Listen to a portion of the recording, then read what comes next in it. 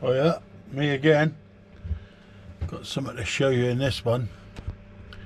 Okay, I was just having a look at this. Bit of a noise on the back wheel, and I thought, what's going on here? And it's the rotor. I don't know if you can see, but it actually moves. Now, I've had this with a brand new bike before. Now, I know I got this bike second hand, but it was barely used. They only used it a few times, and I could tell that anyway when I took it apart to fit the motor and everything, because it was like really spotless. But look at that. So they was actually riding with a rotor like that. That is really dangerous. That's why if you buy a new bike, it always pays to just get yourself a little tool and just check them. You don't even need to take the wheels off the bike to do it. You just need a little star thing here, or an Allen key, and it'll do it for you, like, you know. I mean, I'm changing mine, so I'll show you how I change mine.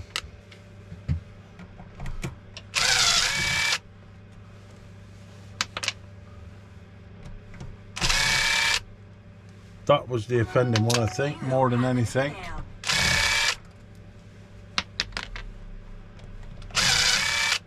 I'm chucking these rotor bolts away because I just got this thing. When I use one, I never use them again. And these ones are already on there. And as you could see, dead easy to take off. No problem at all. The rotors are in really good condition. There's absolutely no wear on them whatsoever. They're quite fantastic, really. So they'll be kept as a spare if I ever need one. But yeah, not bad at all. Here's the one off the front wheel. And as you can see, no wear at all. Really good. But what I've got is I've got myself a set of SRAM ones, as you can see in here. And because I'm doing the gold, I bought gold. Now I was going to buy the gold bolts, but then I thought, thing is, it's like gold, but there is a bit of purple in this bike, so I've got myself a set of purple ones, but I have forgotten them. But I will magically go and get them. Ta-da! So here you go, set of purples. Titanium alloy, and these cost about £4. They're not expensive. That's why I always just replace them whenever I take the brakes off, because like I said, they're not expensive. You don't have to, you know. If you think your bolts is okay, carry on and use them again. You know, it's just how I've done my bikes now, and I've got used to doing it like that, so I just stick to it. I cut them open. If I can get them open, here we go. And it's set for 2 wheels, and they've already got the Loctite on them, ready to go. So now what I do is, my specific way is to spin them up just a little bit using the old electric. It just saves time.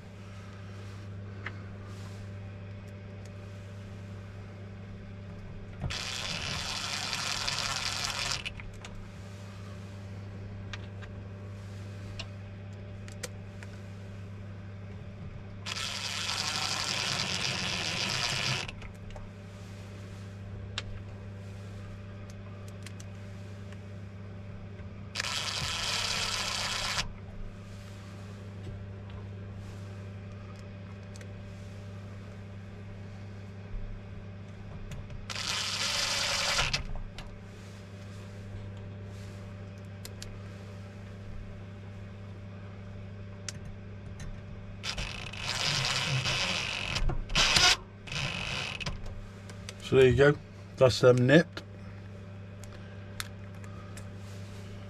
Now I'm going to use my torque and do it by hand. So basically do them up like you're doing a car wheel. One turn.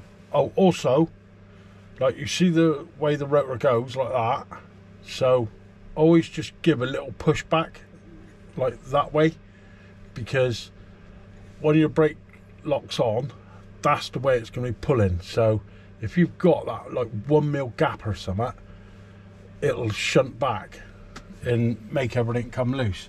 But basically, do your bolts up crisscross, so it's like that all the time.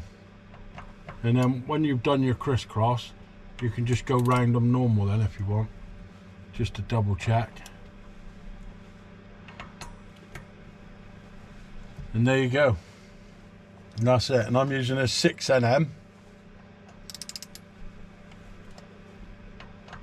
Like 90% of stuff on a bike is 6NM. So it'll pay you to buy one, because then you know that you've got it right. Now that shouldn't move.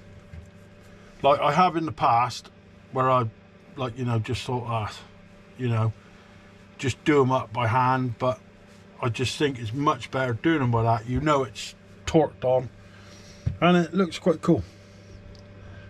I'm quite happy with that, look. And as you can see, there's no other purple on this wheel at all. But when it's in the frame, there's a little bit of like on the back arm part, there's a bit of purple writing along here somewhere, so it's sort of going with the rotor bolts. But yeah, and I'm going to put the same system, same brake disc and everything. I'm using 180s. There's 180s on it, and I'm happy with the 180s, so that's how I'll set the bike up. They seem to work good for me, so yeah. But there's that one done. I'll show you the front one, and then you'll see them both in action. Just put this one somewhere out of the way in a second. So there you go, here's my front one. This is the wheel I've had to make up, because it had the other system on it, and like obviously this is much better. It's a much stronger system having these through axles. I just prefer them really. But yeah, so I'll just pull the other one out of its packaging.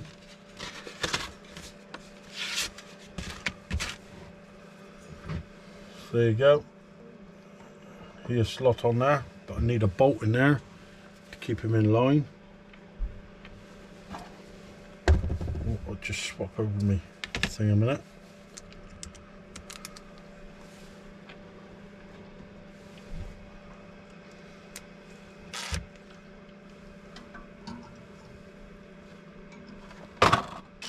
Something fell off. So there you go, there's one to hold it.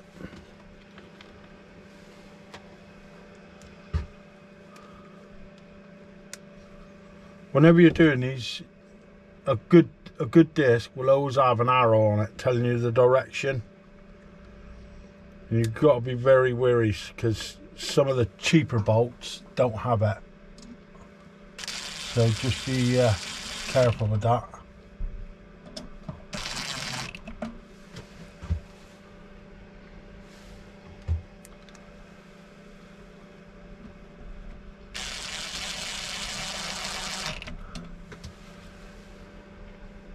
I mean, I'm putting this on with this one, but I got it on the very, very lowest setting.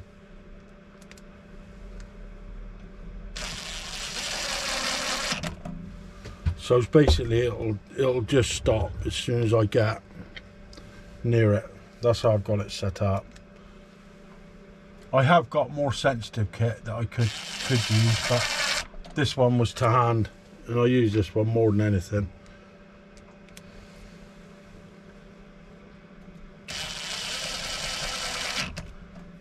There you go. There's that bit done. I'll put that there a second. And again, do it up like you do a car wheel, if you've ever done a car wheel. So you go across, don't just go around. Give it that little tug back, and it's not moving. And then tighten them up.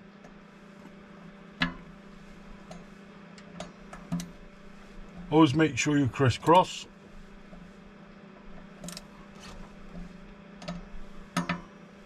Like that. Once you've got them all torqued, you can just go round in a circle, and if you want to double check, I'll always go crisscross, because that way you never get it wrong if you're, you know, it's just the way I do it basically. So there you go, the front wheel is ready to go in now. Anyway, I hope this might help some of you out if you're just swapping rotors, or, you know, but just bear in mind, if you get a new bike, just give them a whiz round, because, you know, it could save you a lot of heartache later, you know, or an accident, you know. But anyway, stay safe out there and get out and ride.